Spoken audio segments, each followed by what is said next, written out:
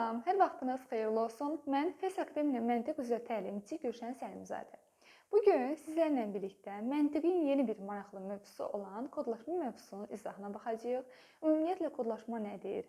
Əgər bu mövzu barəsində bizə suallar düşərsə, ilk olaraq hardan başlamalıyıq, nə cür başlamalıyıq? Bütün bunlara aid hər birinə aid suallar yazacağıq və hər birinin izahı ayrı-ayrılıqda sizlərə veriləcək. Gəlin ilk öncə kodlaşma mövzusuna giriş etmədən əvvəl qısa bir xatırlatma məqsədi ilə sizlərə belə bir nümunə yazım. Tutaq ki, məsəl üçün buraya yazıram Mikail. Mikail yazıram. Görürəm ki, Mikail 7 hərfdən ibarət bir addır. Yazıram bura 7 hərfdən ibarət bir ədəd. Tutaq ki, məsəl üçün 4 yazım. 5, 6, 2 və 1.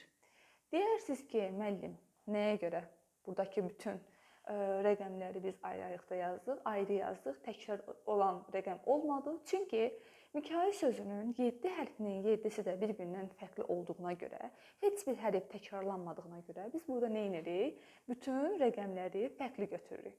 Deməli, məsəl üçün Mikail sözünün şifrəsini yazır. Bizə də deyir ki, alim sözünün şifrəsini tapın. Düzdür, burada variantlar əslində olmalıdır, amma gəlin variantsız biz görək necə işləyirik. Deməli, ilk olaraq mən baxıram nəyə? Alim sözünün ilk hərfinə baxıram, görürəm ki, A hərfidir.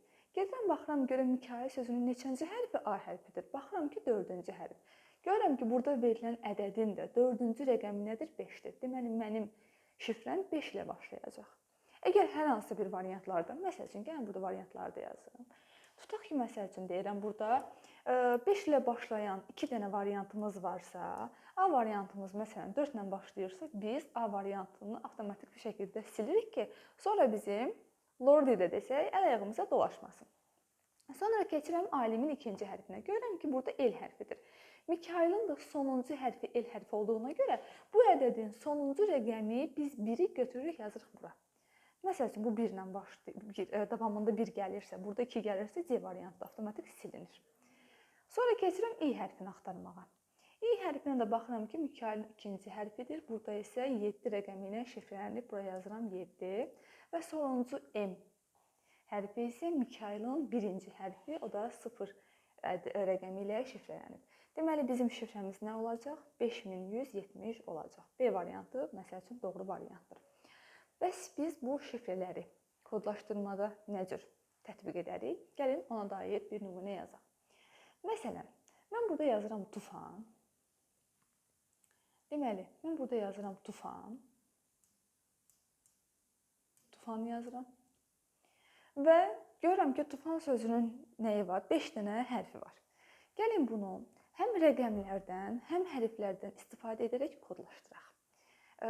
Tək hərflərdən, rəqəmlərdən kodlaşdırmaq deyəndə sadəcə olaraq sırf həm hərf, həm rəqəm ola bilməz. Məsəl üçün, belə deyim də, məsəl üçün, burada T hərfidir, düzdür. T hərfi neçənci hərfdir? Birinci hərfdir. Yazıram 1.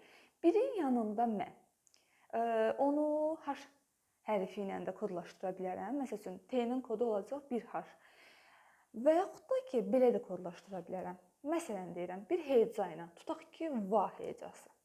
Bu cür də kodlaşdıra bilərəm. Gəlin elə biz sadə yollarla davam edək. Deməli, bunları silirəm, başlayırıq. Deməli, gəlin davam edək. Deməli, biz başlayırıq T hərfinə. T hərfini buraya yazıram 1, çünki birinci hərfdir. T hərfini, məsəl üçün, bayaqki kimi H hərfi ilə kodlaşdırdım. Vergülümü yazıram, davam edirəm. İkinci hərfimiz tutaq ki, U hərfidir. Yazıram bura 2. İkinci hərfə baxanda avtomatik bura 2 yazıram. Məsəl üçün, bunu S hərfi ilə kodlaşdırıram. Sonra yazıram 3, baxıram F-ə. Yazıram 3, F-i də mən kodlaşdırıram nə ilə? F-i kodlaşdırıram, məsəl üçün, V hərfi ilə.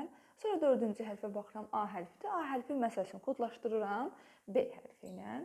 Qaldı 5-ci hərfimiz. 5-ci hərfi də N hərfidir. Tutaq ki, bunu da kodlaşdırıram M ilə. Kodlaşdırdım.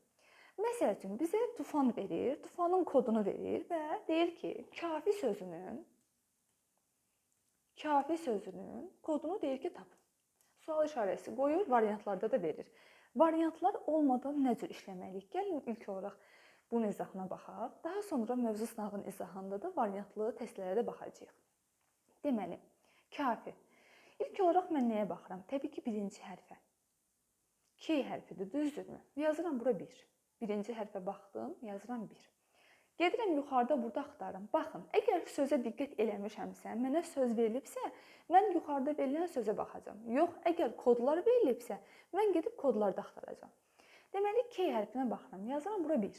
Yazdımmı? K hərfini görürəm ki, yuxarıda K hərfi yoxdur. Bəs mən nə edim? Yazıram bura sual işarəsi və hələlik yoluma davam edirəm. Çünki sual işarəsinin yerinə o yuxarıda işlənməyən bir hərf qoyacağam. Onu da əgər variantlar varsa, rahat bir şəkildə yazmış olacağam. Keçirəm ikinci hərfimizə. A hərfinə. Buraya yazıram 2. A hərfini yuxarıda axtarıram. Baxın, A hərfi yuxarıda tufan sözünün 4-cü hərfidir. Və tufan sözünün 4-cü hərfi A. Görürəm 4-ün yanında nə yazılıb? B. Mən nə gətirirəm burada? 2-nin yanında B yazıram. Vergülümü qoyub yoluma davam edirəm. Burada yazıram, baxıram, görürəm ki, F hərfinə baxıram. Yazıram bura 3. 3-cü hərf F-dir, yazıram bura 3. Gedirəm yuxarıda 3-cü hərfi axtarıram. Görürəm ki, həm tufan sözünün, həm də kafi sözünün 3-cü hərfi nədir? F hərfidir. 3-ün yanında da nə yazılıb? V yazılıb. Yazıram V. Yazıram bura 4. Çünki 4-cü hərfə baxacağam, axırıncı hərfimiz. İ hərfi də yuxarıda yoxdur. Bəs nə edək? Təbii ki, K-də biz nə etmişdiksə, İ-də də onu tətbiq etməliyik. Yazıram bura. Baxın, sual işarəsi yazıram. İndi deyə bilərsiniz. Bəs müəllim, nə yazaq? Variantlar da yoxdur. Deməli, biz burada yuxarıda olmayan, baxın, H-dan istifadə edə bilmərik. Çünki H T-nin kodudur, məsəl üçün. S-dən istifadə edə bilmərik. V-dən onsuz istifadə etmişik. A-dan, B-dən istifadə etmişik. M-dən də istifadə etmişik. Məsəl üçün, K-ni kodlaşdıranda mən N-dən istifadə edə bilərəm. Həmçinin də, tutaq ki, məsələn, E-ni də kodlaşdıranda mən X-dən istifadə etmiş ola bilərəm. Bu günlük bu qədər. Növbəti izahlarda görüşmək ümidi ilə hələlik.